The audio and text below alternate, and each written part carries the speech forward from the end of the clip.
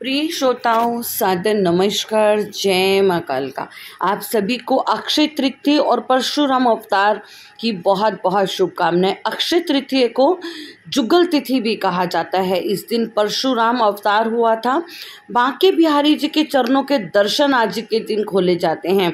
बद्रीनाथ के कपाट खोले जाते हैं। कहा जाता है कि आज के दिन नर नारायण और हयग्रीव का अवतार हुआ था। दिन मैं आपको एक कथा कहानी सुना रही हूँ।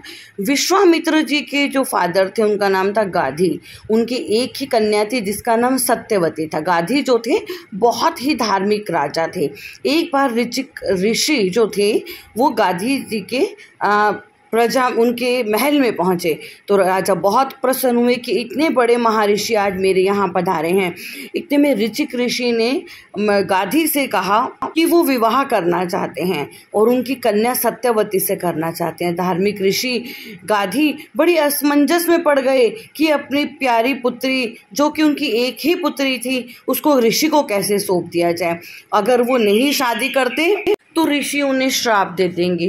बड़े असमंजस में पड़ गए। इतने में उन्होंने अपना दिमाग दौड़ाया और ऋषि से कहा कि हमारे यहाँ एक प्रथा है कि हम अपनी कन्या का विवाह उसी से करते हैं जो 1000 घोड़े उन्हें देगा।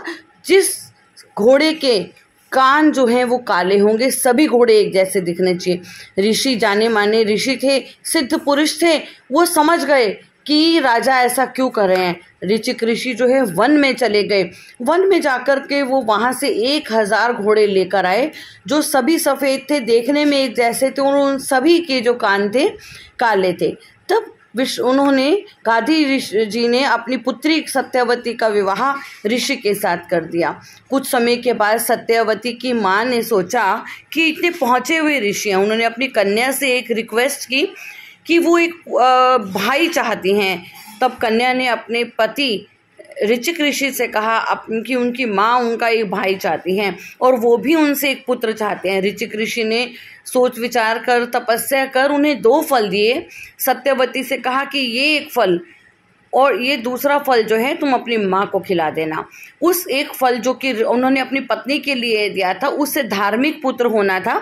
जो उनकी माता को फल दिया गया था उससे क्षत्रिय पुत्र होना था। उनकी माँ को जब सत्यवती ने वो फल दिए और कहा कि माँ ये फल मेरे लिए है और एक ये फल आपके लिए है, कहकर वो बाहर चली गई। सत्यवती की माता के मन में आ गया कि ऋषि ने अपनी पत्नी को जो फल दिया होगा वो ज़्यादा शक्तिशाली होगा। ये सोचकर उसने फलों को बदल दिया और पुत्री का जो दिया हुआ फल था वो खुद खा लिया और अपना फल पुत्री के लिए रख दिया। इतने में क्या हुआ, जब पुत्री को ये बात पता चली तो उसने ऋषि अपने पति से बताया। तब उनके पति ने बताया कि अरे ये क्या हुआ, मैंने जो तुम्हें फल दिया था उसमें मैंने धर्म शक्ति का समावेश किया था और तुम्हारी माता को जो दिया था वो क्षत्रिय शक्ति का था। अब तुम्हारे माँ से जो पुत्र होगा वो ब्रह्मत्व को प्राप्त हो जाएगा।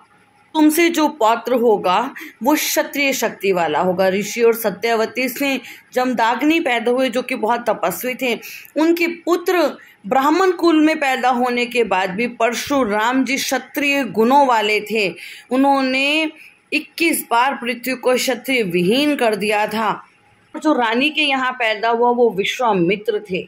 ग्रह स्थितियों और इतने सारे शुभ योगों के कारण परशुराम जी बहुत ही पराक्रमी और बलशाली हुए। जन्म पत्र में बहुत सारे शुभ फलकारी योग थे। के कारण परशुराम जी आजीवन ब्रह्मचारी रहे। उनके शौर्य एवं पराक्रम का यश जो था वो चारों तरफ व्याप्त हुआ और वो चिरंजीवी हुए। मुझे सुनने के लिए आपका बहुत बहुत धन्यवाद। यदि आपने मेरे चैनल को अभी तक सब्सक्राइब नहीं किया है तो सब्सक्राइब करें, लाइक शेयर करें। जय माता दी।